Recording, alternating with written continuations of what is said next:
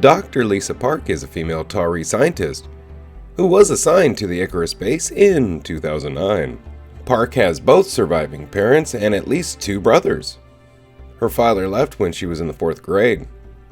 When she was 13 years old, she experienced at least one earthquake. In that incident, she cut both of her feet from broken glass and has never liked experiencing earthquakes since that time. At some point in her life, she had a boyfriend, Gary, while she was working in the Stargate Program. Though the relationship had difficulties, she believed that they had set aside their differences and their relationship was going well.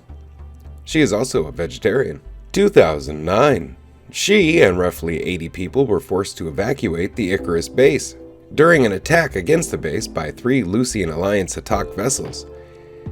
She ended up on Destiny, an ancient spaceship located several billion light years from Earth. One of her first duties on the ship was to help Dr. Nicholas Rush repair the failing life support system. She worked alongside Dr. Adam Brody. After her arrival on Destiny, she worked on studying the ship's systems until they were ordered to halt as the ship was on low power.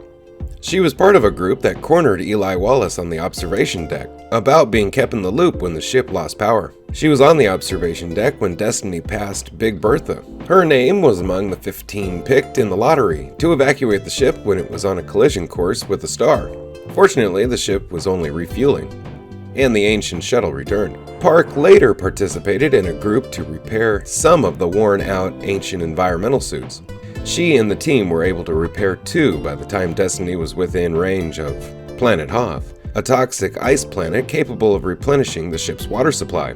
After Sergeant Hunter Riley was seriously injured in an accident on the ship, she attempted to console Dr. Adam Brody, who blamed Colonel David Telford's command for the injury.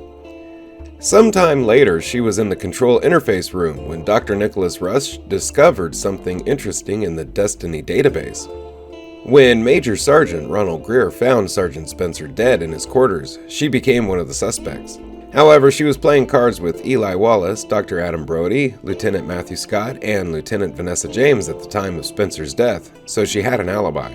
She sat in the trial of Colonel Everett Young. A few weeks later, she was in the hydroponics lab with Dr. Dale Volker and Dr. Adam Brody, and some of the other civilians. She was there and debated whether it was time to take control of the ship. She was in the observation deck when a Nakai mothership attacked Destiny. During the battle, she left the observation deck with a second civilian, and during the battle, she was in the medical center helping Lieutenant Tamara Johannesson take care of the injured. After the battle, she was in the control room with Brody and Dr. Nicholas Rush and helped repair the damage. The day after the attack on Destiny, she was with the civilians when they mutinied against the military personnel on board. She was with the civilians that encountered and imprisoned Airman Dunning and Lieutenant Tamara Johannesson. And after that, Destiny fled from the 3 Nakai motherships.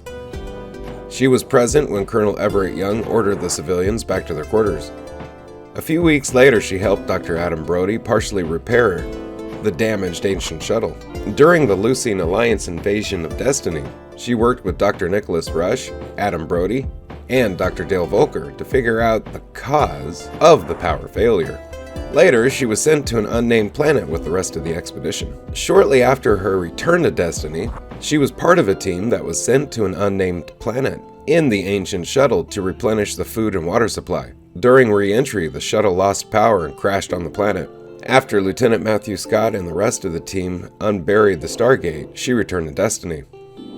When Camille Ray made arrangements with the International Oversight Advisory to allow Marion Wallace to see her son in person so that she would be encouraged to focus on her treatment, Park served as Marion's host as she used the long-range communication device to visit her son on Destiny.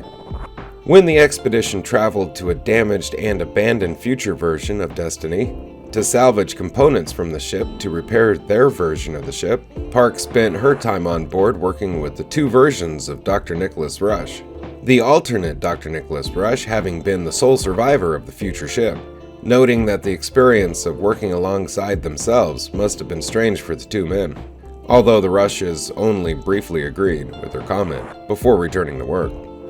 2010. Park volunteered to remain aboard Destiny while it executed a dangerous refueling operation inside a blue supergiant. Her goal was to salvage medicinal plants for Lieutenant Tamara Johannesson, as the plants in the garden would burn due to the sun's intense heat. She was sealed in by the ship's computer and was forced to immerse herself in the dome's collecting pool. When the dome breached, she retained half of the plants she collected, but lost her eyesight as a result of the accident. Dr. Nicholas Rush hoped it was a flash blindness and would be temporary. Her eyesight didn't recover before the crew had to enter the stasis pods. In an alternate timeline, she chose to return to Earth with everyone else.